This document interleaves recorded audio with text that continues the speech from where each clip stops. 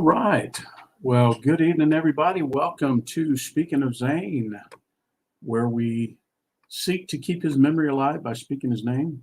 And we do that every Sunday night. We've done it for 174 times. 174 times. This is the December the 19th edition, 2021. We're just days away from Christmas. Hope everybody is prepared, and hopefully everybody will get a little time of relaxation. I'm off for the next couple of weeks and going to hang around the house, and I think we're planning to go down and see my parents and my sister, spend some time down there. Let's see who we've got with us today. Ken's in there from Florida, Aunt Cindy from Alabama, Amy up in Omaha. Hey, Amy. Toby down in Ocilla, Georgia. Jim Miller, James Jimbo Miller up in Omaha. Hey, Jim. Let's see, Katie Aaron up in Michigan. My Aunt Mary down in Ocilla, Georgia. Hey, Aunt Mary, Merry Christmas to you. And Ted. Ted's over in New Bern, North Kakalaki. Hey, Ted, how you doing, pal? There's my dad. Dad's in there. All right. Good to see you, Dad. I'll see you.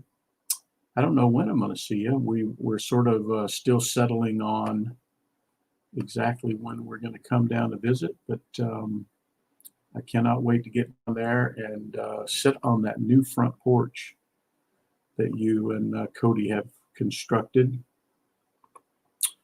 All right. Well, what do we got going here?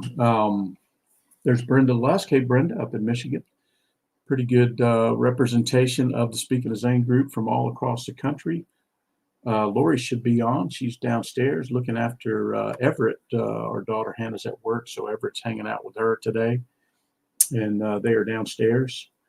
Lorie is still recovering slowly from her arm surgery breakage, and I guess it has been a very slow recovery, but I think she's doing a little bit better.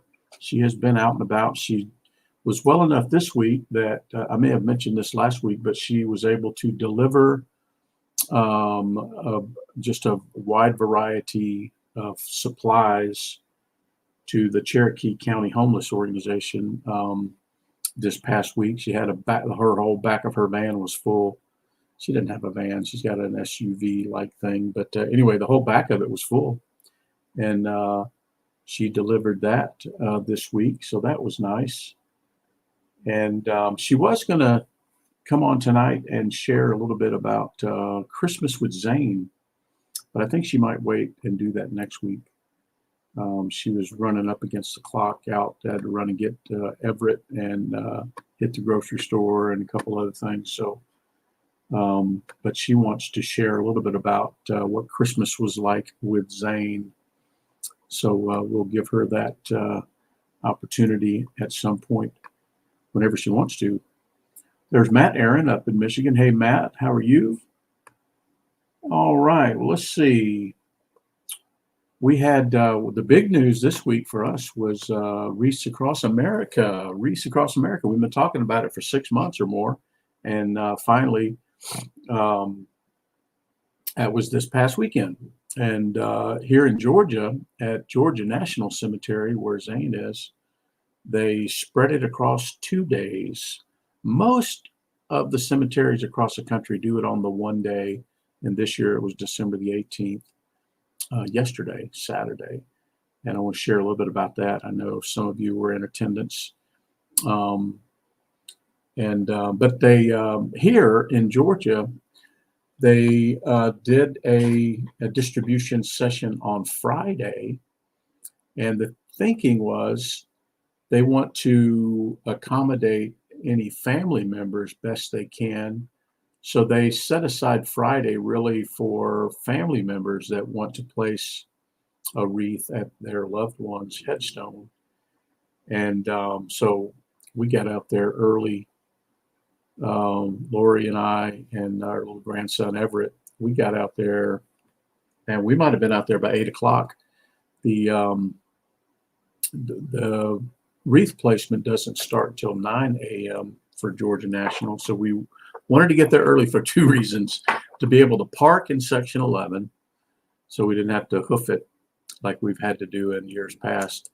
And so we could make sure to get there and get the wreath placed. And Lorie had some errands to run, and had to run Everett to his dad's house, so she was on a timeline. Anyway, so she came out, and right before the start time, 9 o'clock, she was able to place the wreath on Zane's headstone there in section 11, and got some photos and video footage there. And it's as emotional. I guess this was the fifth time we've done it, as it was the fifth time. Let's see, 2016, 17, 18, 19, 20, 21. Sixth time? No, wait a minute. We did it the year of his death, which was 2016. So we did it in 16, 17, 18, 19, 20, and 21. Is that right? I thought it was only 5. I guess it's been 6 times now. But anyway, Lorie knew she needed to get there early anyway, so we did. That's what we did on Friday. The weather here was beautiful, just a slight overcast and some sun coming through, and it was greater than 60 degrees, which was very nice. And hey there, Steve Shirley, how you doing, buddy? And so it was very nice, to place the wreaths and everything. And I had some coworkers of mine come to meet me there. Some folks I work with at the company I'm at now, Worldwide Technology, and a bunch of my friends from Cisco Systems. We probably had 12. I know we had 12. We had a dozen people there total on Friday. And we had the allocated wreaths all placed by 10:30 or so, and then made everybody sort of made their way out. But yeah, that was awful nice of my coworkers to come out there. And we had some of my coworkers placing wreaths all over the country this year, and I've been sort of tracking it. We had a team of 20 there at Jefferson Barracks, where Daryl's wife is buried, from my job there. That's where our headquarters is. We had 20 folks there. It was cold, I understand, this weekend. Let's see. We had folks at Florida National in Bushnell, which is just north of Tampa. We had folks at Middle Tennessee State Veterans Cemetery, just in the Nashville metro.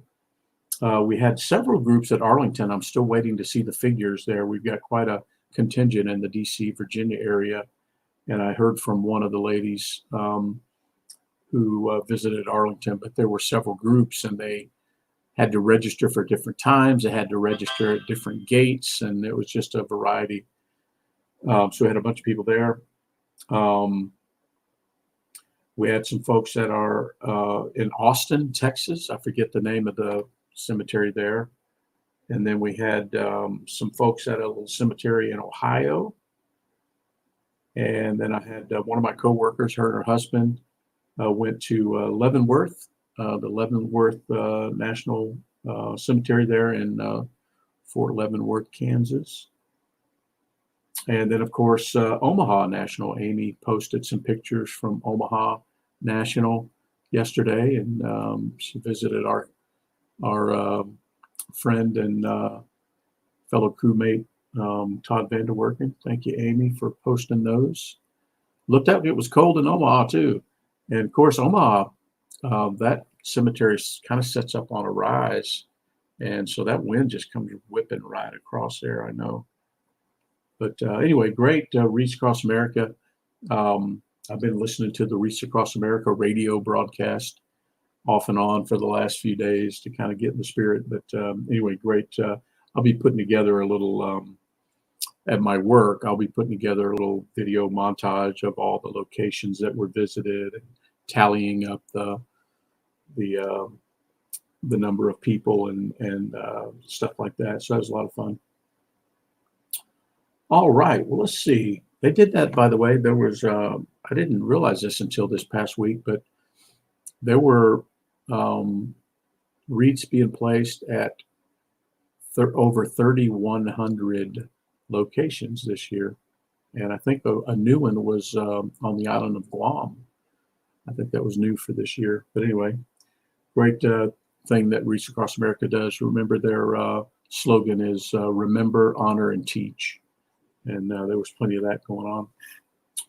All right, well, let's see.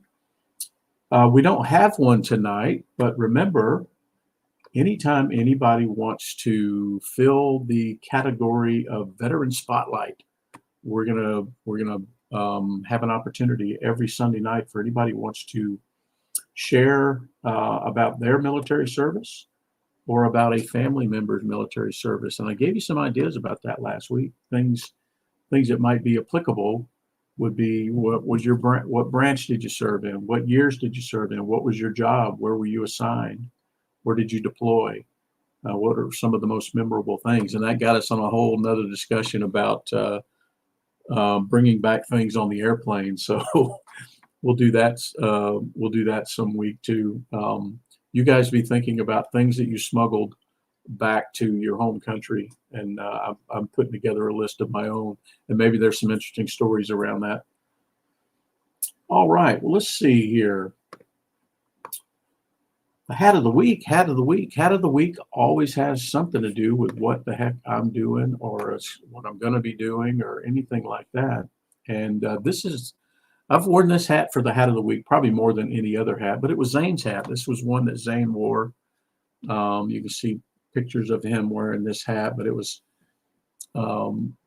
it's the "We Do Bad Things to Bad People" hat, and he enjoyed wearing this hat, and I'm blessed to have it. And this is the one I wore yesterday while placing wreaths yesterday and Friday. Oh, I didn't mention yesterday. Well, we I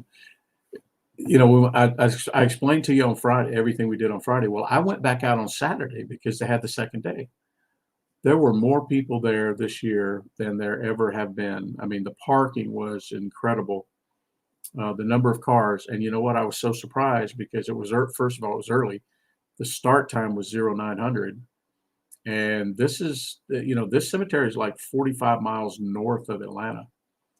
So it's not like people can wake up and get there in 10 minutes. And the worst part about it was raining. It was still above 60 degrees, but it was miserable rain, just miserable rain. And fortunately, I had a rain poncho in my truck.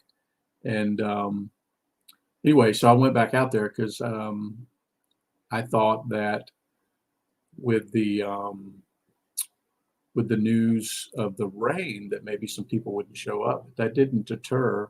I mean, there had to be easily more than 1,000 people there placing the rest of the wreaths. And there were so many people that all of the wreaths, the remainder of the wreaths, which was a majority of them in the entire cemetery, had all been placed by 10 o'clock. So it was quick work, but it was wet work, full show. And that made it even more exciting because when I left there, I came straight home, had a hot shower and a hot cup of coffee. It was something else. But yeah, very very awesome turnout. No doubt about it. Jim says he brought one of those chests home. Yeah, we'll talk about that too. Matter of fact, we may have we'll do a little thing on dog. Hey, quit eating my router. We'll lose internet. Anyway, yeah, so we may do a little Jim, just have people post a picture of their chest, their cedar chest from lodges. We got a couple of them, but yeah, that'd be kind of fun. All right, well, let's see. That's the hat of the week. This week in military history, I mentioned last week about Zane deployed to Iraq on the 12th. Zane returned from Iraq on the 14th. But here's one near and dear to many of our hearts because we made a living flying. And on December the 19th of 1903, the 19th of 1903, the Wright brothers took their first powered flight That was their first powered flight on the 19th. They, I think they had planned for it to be the 12th, maybe, and they broke one of the planes and had to do some repair work. And anyway, they ended up actually having their first sustained powered flight on December the 19th, 1903. The Wright brothers. We all owe them a lot. I tell you what, has anybody been to Kill Devil Hills there at the Outer Banks in North Carolina? Lorie and I made a visit there a few years back, and it's like Mecca if you're an airplane person. That's where it all started there. I had a blast. We went to a little museum there and got to see the workshop reconstruction and all that stuff. And of course, I've been to Dayton, Ohio too, where they had the bicycle shop and where they did some of their flights after Kitty Hawk. But yeah, the Wright brothers. I even wrote my report in NCO Leadership School at RAF Upwood in England. My report was on the Wright brothers. How about that? Let's see. Bridget's in there. Hey, Bridget. Bridget texted me like in the middle of the night, Friday night. It wasn't the middle of the night. Maybe it was like midnight or so. I'd already gone to bed. And she was telling me, we want to come out tomorrow. Do we need to sign up? This and that. And I never saw her text until later on Saturday. But Bridget, you would have been absolutely soaked. You probably wouldn't have had a place to park. You probably had to walk 2 miles. So it's probably best that you did not make it. Next year will be better. But and I'm glad you're recovering there from your concussion. But well, I'll have to hear the story behind that at some time. All right, so that's this week in military history. There may be some other items, but I didn't have a chance to go research them. That's my favorite, though. Jim says, hi, Roy. Well, who's in there? Roy Cupper?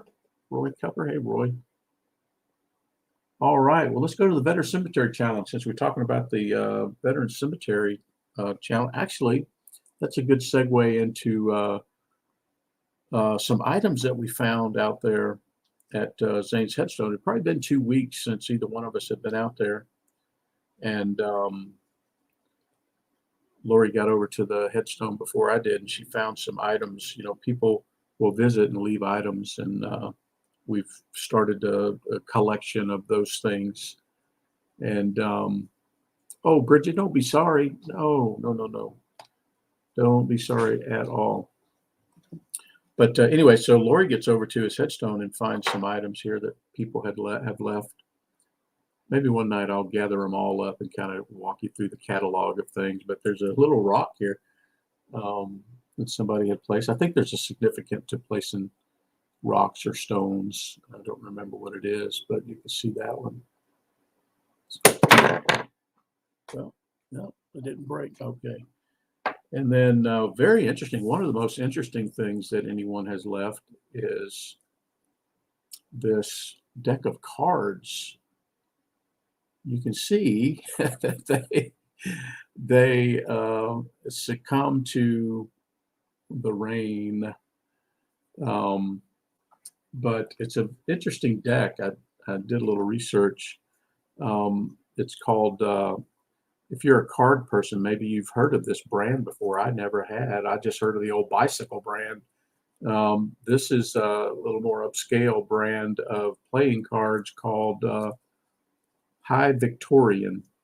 High Victorian.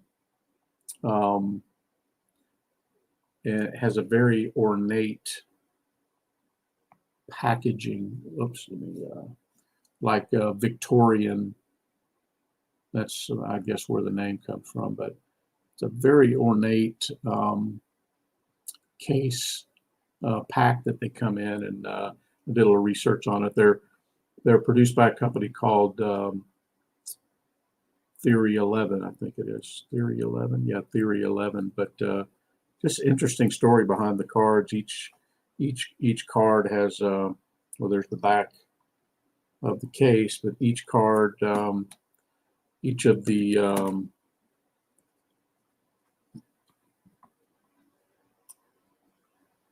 Let's see if I can get it in there. Very ornate, sort of Victorian-like architecture. All of the face cards are like that. But anyway, it's pretty. They're dry now, but they were wet and dried and are nasty. But one of the most interesting things that anyone has left out there is this deck of playing cards. So I don't know the significance, what it meant to Zane or his visitor, but very interesting. And then a common item that some people have left over the years. Zane was a really kind of an accomplished. I don't even know if it's accomplished is the right word. He was kind of a natural, but guitar player, and people often leave guitar-related things there. And when Lorie got over there Friday, she found these two guitar picks. They're kind of cool. So brought those home and put them with the collection. So anyway, interesting items that people leave. I guess if we left everything there that people leave, it would be overwhelmed. But they pick them up. If we don't pick the items up, then the cemetery caretakers will take them. But anyway, so we try to, any of the items we'll try to get them, bring them home. But anyway, thought you guys might enjoy that. But Amy, thank you. Amy, how did you know that? Did you Google that, or did you know that ahead of time? Amy says that a rock on a headstone is a Jewish tradition. They leave rocks versus flowers. It's very interesting. All right. Well, let's see. So we're on the Veteran Cemetery Challenge. We know that Daryl visited Jefferson Barracks. Even though Daryl and I went to Jefferson Barracks last weekend. You remember me talking about that last week. I was up in St. Louis, and Daryl and I went out there and spent an hour or two.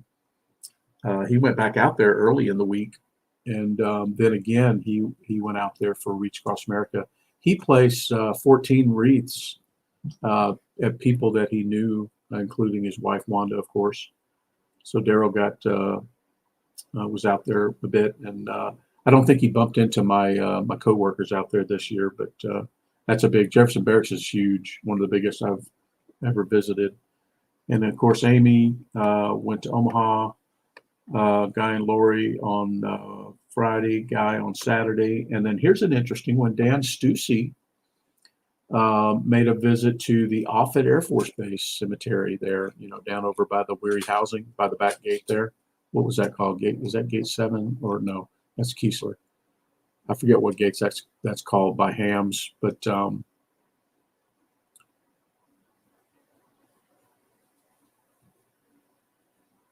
oh, okay. All right, that makes sense, Lorie. That makes sense. Okay. I don't even know why I didn't think of that. Yeah, so I got to tell the story now, Lorie.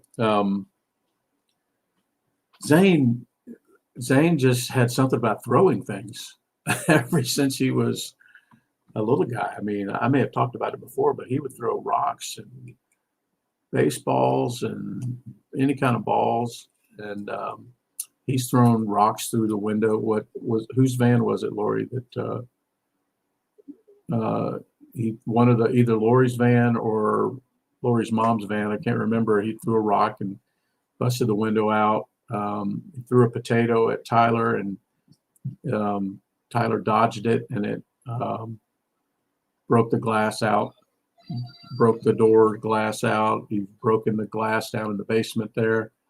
Yeah, so he had this thing for throwing rocks, especially. So there's your rock story. Okay, so if I add all those visits up, looks like we had 7 cemetery visits this week. So we are at 539 visits to 148 different veteran cemeteries. So we keep ratcheting it up. And appreciate you guys playing along with us on that challenge. Thank a Vet challenge. Now, these are the ones I know of. I got a suspicion there may be some others, but Katie thanked an Army vet, Mark, who trains dogs. I wish he would train this little puppy of ours. This little puppy right here. Oh, goodness. He is simply in the business of turning dog food into dog poop. That's his life. And yeah. So Katie thanked Army vet Matt. Matt thanked the retired Army Sergeant Major.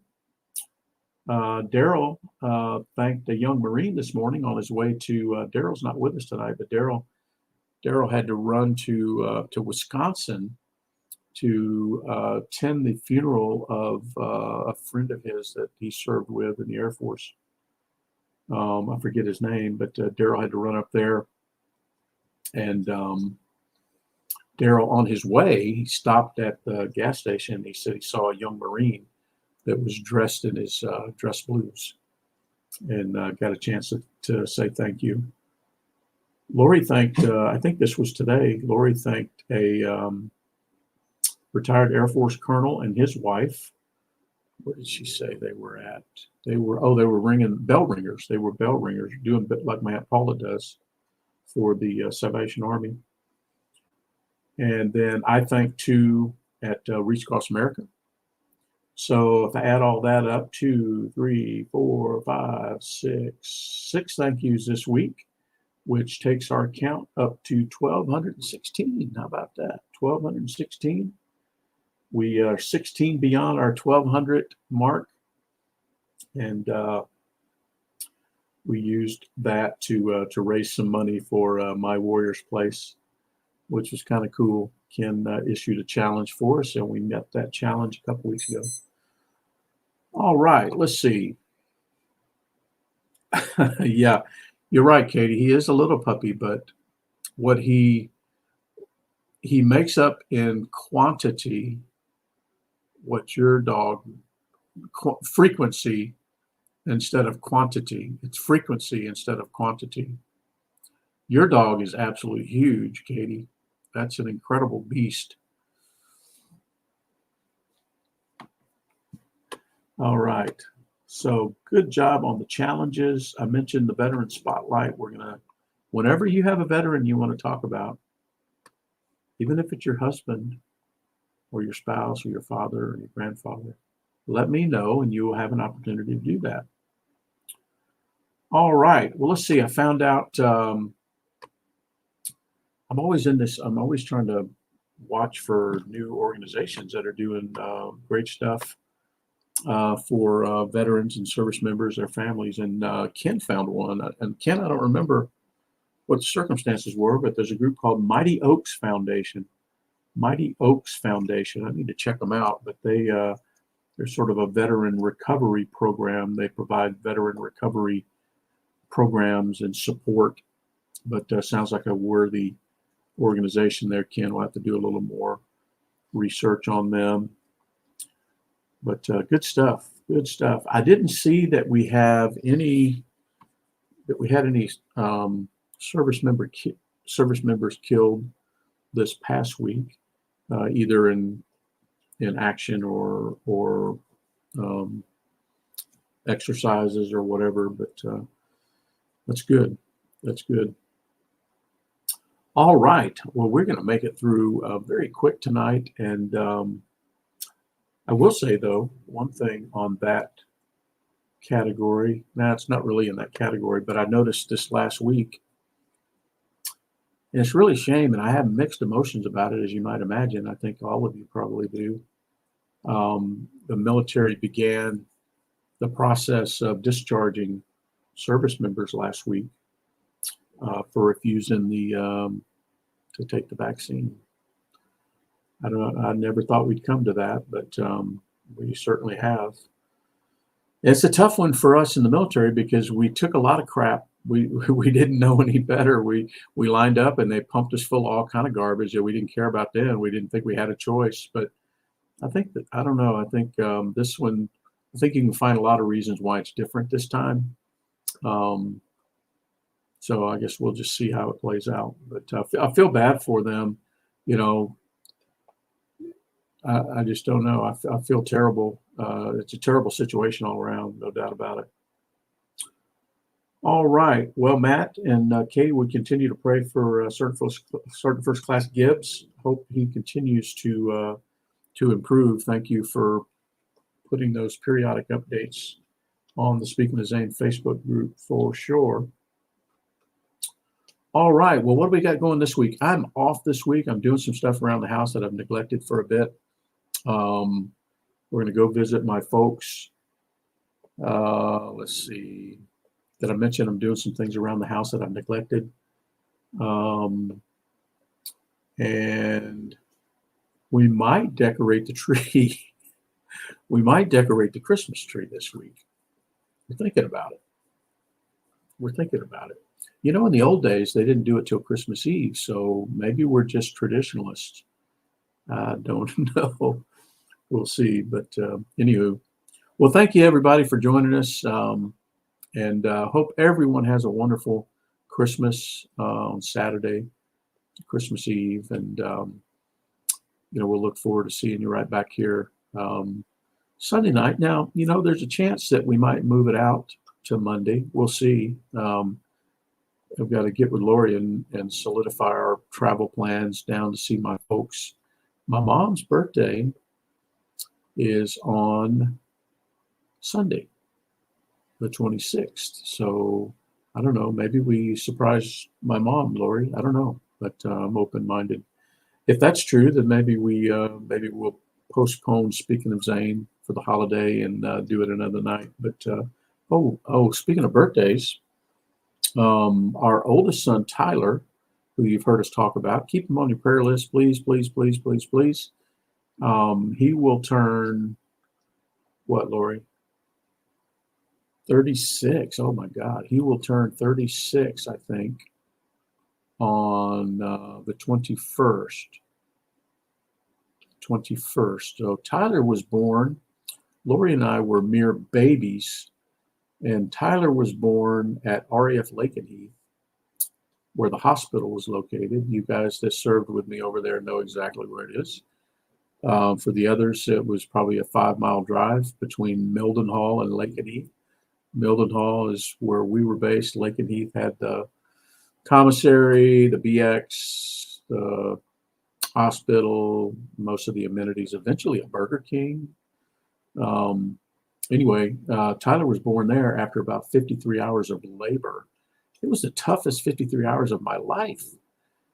I mean, geez, I couldn't get a cup of coffee. I couldn't sleep. I was just pacing. I wasn't but 21 years old or something like that. But it was the most miserable 53 hours. And but it did take that long for him to be born. And we didn't have anybody there. This was the days before you could travel, people could really travel overseas, easily or financially anyway. And so nobody came. Oh, Lorie. Oh, yeah, Lorie. Okay, Amy. Yeah, Lorie. I think Lorie had a little discomfort too, but it was miserable. Yeah, so Lorie walked and walked and walked and walked. We walked that hospital, man, like crazy, trying to get that baby to come out. But anyway, so we didn't have anybody there with us. We were 21 years old.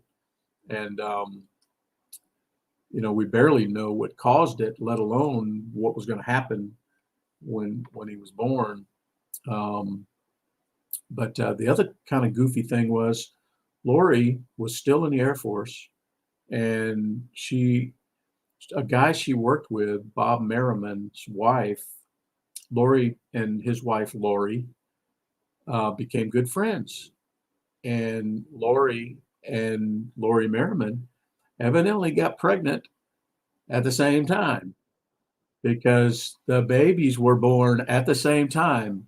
I could see through into the next labor room through the door. There was a window in the door. I could see them having their baby while we were having our baby. It was the dangest thing. Her name was Lorie. They had the baby on the same day, best friends. it was crazy. That's a story that you can't make that up. But anyway, it's one of the things that we'll always remember about Tyler being born. And then I don't know, Lorie, just a few days later, I was off to Lodges for Alert. And so Tyler was over 10 pounds. First kid overseas, and he was over 10 pounds. They waited too long. They let her go too long, really, is what happened. But anyway, so she had Tyler on the 21st, just 4 days before Christmas. And then I was able to be home for Christmas, but I had to go relieve the Christmas crew, I think the next week down in the Azores. And the Merriman baby was over 10 pounds too. So, oh, it was crazy. Absolutely crazy. All the coincidences there. But anyway, so happy birthday to Tyler, 36. Has had a difficult last 20 years. I'll tell you that, a difficult last 20 years. And he's not on the best path at the moment, but we love him, of course. But he has two beautiful little babies that we adore. But anywho, I don't know why I got off on birthdays there. Yeah, because of Mom's birthday. And then, of course, Zane was born 4 days after Christmas. We'll talk about that maybe next week. But all right, everybody, I'm rambling now. But have a great week. Have a great Christmas.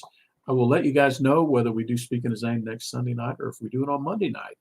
Probably Monday night. We'll see. We're going to go down and spend some time with my folks, and we'll look forward to that. So have a great week. See you next week for Speaking of Zane.